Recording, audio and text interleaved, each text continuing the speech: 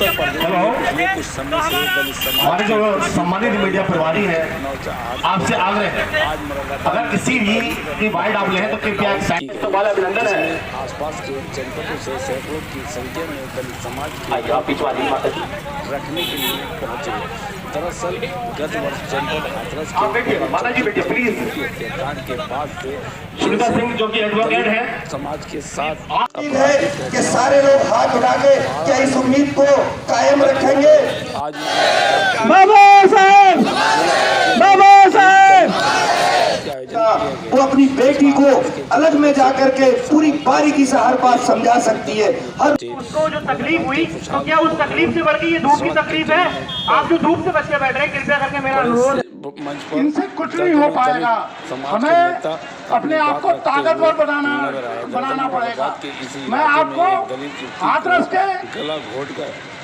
का वो बतला दूं कि जब यहाँ पता चली तो उसको रेप नहीं कह रहे थे, वो कह रहे भाई नहीं गला घोटा है। और जब के मेरी बात भाई से हुई थी काफी गुस्सा व्यक्त मरने के बाद प्रदेश में चल रही किसान महापंचायत के समर में आज की हम लोग लगे रहे। अब आकर सीएम का खाली परेशानी करने वाली 25 लाख की आज तक उस परिवार को 25 पैसे नहीं मिले। दलित समाज के ये देख लीजिए, ये हमारी कमजोरी है, एकजुट हुए ये ऐसी कमजोरी है। झेलते रहोगे, घरों से नहीं निकलोगे या दलित के लिए नहीं खड़ा होगा मदद करने के लिए, तो तुम्हारी कोई सुनने वाला नहीं है।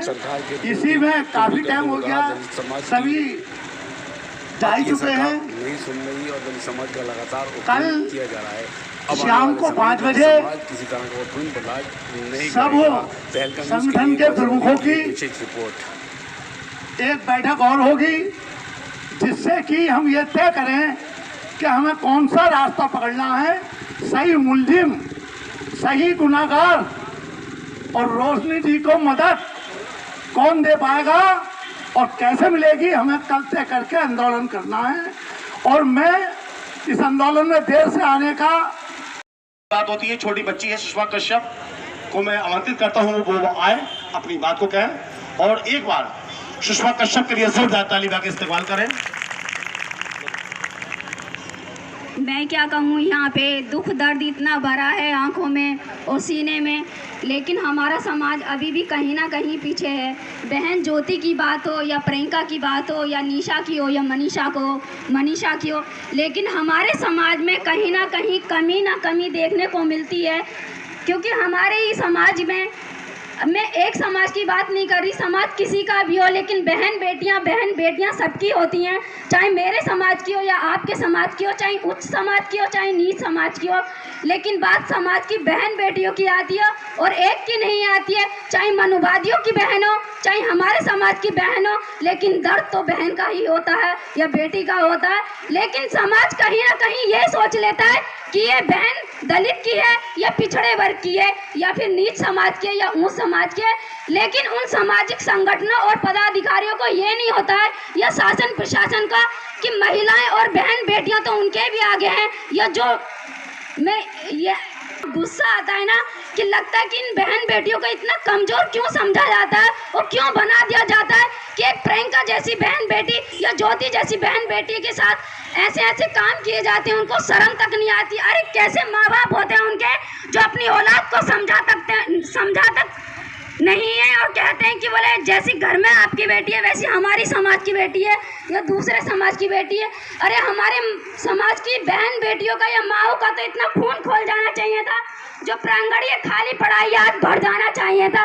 अरे शर्म करो अपने भाई और अपने बहन बेटियों के लिए कि उनको ये लगना चाहिए कि तो जो आज ये प्रांगण खाली पड़ा है कम से कम भर जाना चाहिए था। अगर कल आज ज्योति की बारी है, कल आपकी बहन बेटियां होंगी, उनकी भी बारी होगी।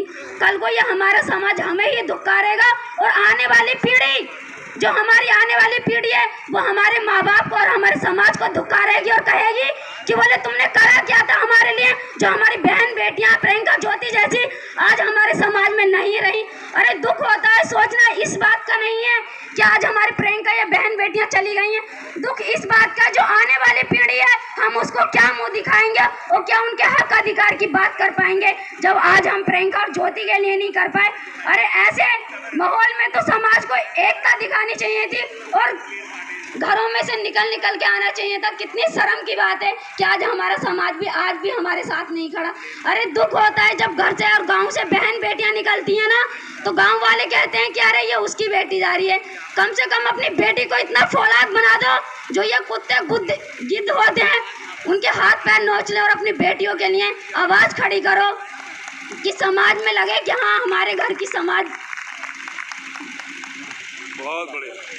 दलित समाज के सभी वर्ग आगे आए और यहाँ महापंचायत की गई। महापंचायत के मौके पर आप देख सकते हैं कि सभी समाज के लोग यहाँ मौजूद हैं और पूरा विरोध जता रहे हैं। देखने वाली बात यह है कि दलित समाज के अलावा जो उचित कोटि के समाज के लोग कहलाते हैं, उनके अनेक संगठन हैं, उनके उस संगठन का कोई भी यहाँ पर पदाधिकारी या उनके पदधारी कोई नज़र नहीं आ रहे हैं, सिर्फ दलित ही नज़र आ रहे हैं। क्या ये माना जाए कि दलित की बेटी के साथ इंसाफ की बात सिर्फ दलित ही कर सकता है, क्या और लोग आगे नहीं आ सकते हैं? जी, इस मामले में हम यहाँ मौजूद हैं, कुछ लोग उनसे बात करेंगे। जी, क्या कहना चाहेंगे? ये देखिए, मेरा नाम है नेम सिंह बहेलिया और राष्ट्रीय बहेलिया जनजाति विकास मंच का राष्ट्रीय अध्यक्ष होने के नाते मेरा मानना ये है कि इतने कम समय में और इतना एकता होने का जुट जो दिखाया है दलित समाज ने, तो इसका मतलब सीधा है कि 2022 में ये जो मनोवादियों की सरकार है और ये जो है दलितों का, जैसे कि उन्होंने कहा था कि सबका साथ और सबका विकास, मेरा मानना है कोई विकास नहीं। उन्होंने कहा था कि काला धन आएगा, ज़ीरो। उसके बाद दलित समाज का पूरा दर्द है और दलित समाज के युवाओं का ये भी कहना है कि यहाँ पे दलित समाज के अलावा जो अपने आप को पूरी तरीके से जिम्मेदार मानते हैं और कहते हैं ठेकेदारी धर्म की ले रखी है, उनमें से किसी भी समाज का आदमी यहाँ पर दलित समाज के साथ नहीं जुड़ा है। दलित समाज की जो युवतियों के साथ जो घटनाएं हो रही हैं उसके लिए समर्थन में दलित ही आगे आए हैं। युवा नेता यहाँ, युवा कार्यकर्ता यहाँ खड़े हैं, इनसे बात करेंगे इनके दिल में कितना दर्द है हर समाज की युवती के लिए, हर समाज की महिला के लिए। आइए जानते हैं। क्या नाम आपका? मेरा नाम अभिषेक रत्नाकर है। अभिषेक रत्नाकर से हम बात कर रहे हैं। अभिषेक रत्नाकर का कहना है कि सभी समाज के लोगों को यहाँ पर आना चाहिए था और इंसाफ की बात करना चाहिए था। देखते हैं क्या कहना चाहते हैं। देखिएगा, आपने कहा कि सभी समाज के लोगों को आना चाहिए था, लेकिन ये बिल्कुल हमारा झूठा भ्रम है और हम इस भ्रम में जी रहे हैं। सारा जो बहुजन समाज है, जो मान्यवर साहब काशीराम ने हमें बहुजन एक नाम दिया था, जो हमारा पूरा बहुजन समाज है, वो भ्रम में जी रहा है कि ये लोग हमारी आवाज़ को उठाएंगे। ऐसा कुछ नहीं है। अगर उठाते होते तो ये जितनी संख्या में तिरंगा यात्रा रैली निकालते हैं ना, कि अभी जो 26 जनवरी 15 अगस्त आता है, इसमें जितनी संख्या में ये 500 लोगों की संख्या में, और जो मुकदमे भी खाते हैं, ये मुकदमे भी खाते हैं और 500 लोगों की संख्या में तिरंगा यात्रा निकालते हैं। मानते हैं हमारे देश का तिरंगा है, हम उसका सम्मान करते हैं, ठीक है, हम उससे कोई बैर नहीं है। लेकिन मेरा कहने का मतलब ये है, मैंने ये बात इसलिए कही कि इन्होंने जो तिरंगा यात्रा निकाली, क्या उसके 2% या 3% भी अगर पब्लिक यहाँ पर हिंदूवादी संगठनों की यहाँ पे आती तो शायद इस आंदोलन को बहुत सारी मजबूती मिलती। आप इनकी बात सुनिए, ये दादी जी हैं, हिंदूवादी संगठन के लोग आते हैं और उनकी बात समस्याओं का समाधान करते तो बात होती।